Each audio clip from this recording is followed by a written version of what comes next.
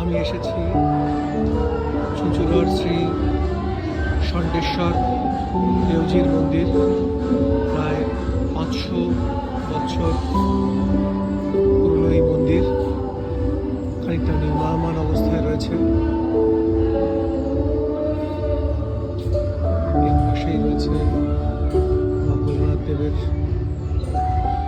প্রস্তরখণ্ড এবং মন্দির।